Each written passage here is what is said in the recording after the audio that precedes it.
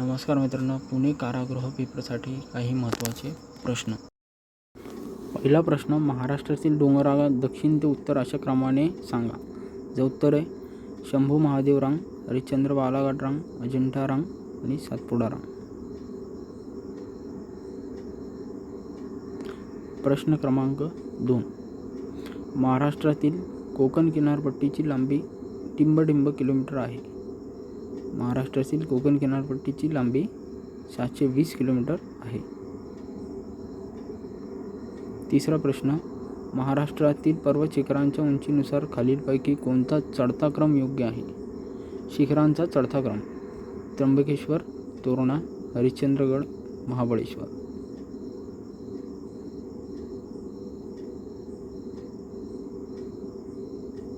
पुढे प्रश्न क्रमांक 4, महाराष्ट्राचा सर्वसाधारण आकार कशा प्रकारचा आहे. महाराष्ट्राचा सर्वसाधारण आकार कशा प्रकारचा आहे. उत्तर आहे त्रिकोणाकृती. दक्षिण महाराष्ट्रातील खालीलपैकी अतिपूरग्रस्त जिल्हा कोणता. उत्तर आहे सांगली.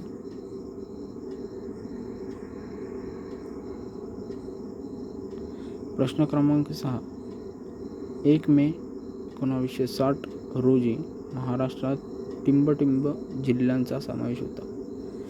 1 मे 1960 रोजी महाराष्ट्रात 26 जिल्ह्यांचा समावेश होता.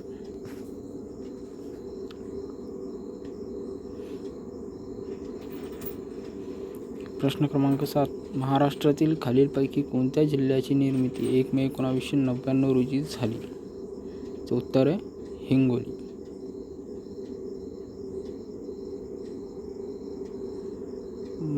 प्रश्न क्रमांक 8, महाराष्ट्रातील पश्चिम घाट, पूर्व घाट हे टिंबटिंब या ठिकाणी एकत्र आलेले आहेत. महाराष्ट्र पश्चिम घाट आणि पूर्व घाट हे निलगिरी या ठिकाणी एकत्र आलेले आहेत. प्रश्न क्रमांक 9, खालीलपैकी कोणता घाट हा सह्याद्रीमध्ये नाही. तर हळदी घाट. प्रश्न क्रमांक 10, सह्याद्री पर्वत हा कोणत्या दिशेने पसरलेला आहे. सह्याद्री पर्वत हा उत्तर ते दक्षिण दिशेने पसरलेला आहे.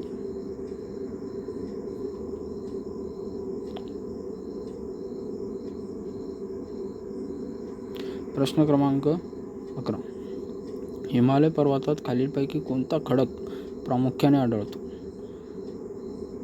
हिमालय पर्वतात खालीलपैकी कोणता खडक प्रामुख्याने आढळतो.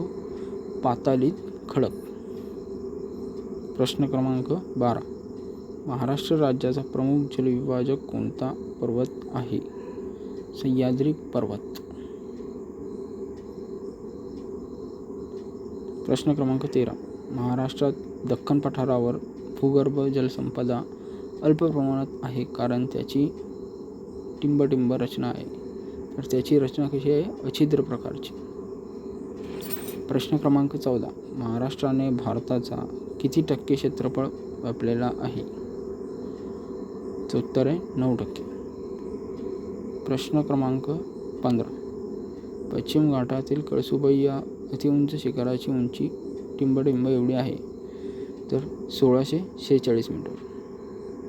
प्रश्न क्रमांक 16, काळविटांसाठी टिंबटिंब हे महाराष्ट्रातील प्रसिद्ध अभयारण्य आहे. तर देऊळगाव रेहकुरी, अहमदनगर. प्रश्न क्रमांक 17, संभाजीनगर येथील टिंबटिंब या ठिकाणी वन्यजीव प्राणी अभयारण्य आहे. तर गौताळा येथे आहे.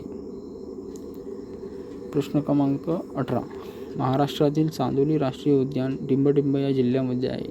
तर चांदोली हे राष्ट्रीय उद्यान सांगली या जिल्ह्यामध्ये आहे. प्रश्न क्रमांक 19, महाराष्ट्रामध्ये खालीलपैकी कोणता वृक्ष उष्णकटिबंधीय सदाहरित जंगलामध्ये आढळतो. तर अंजन हा वृक्ष.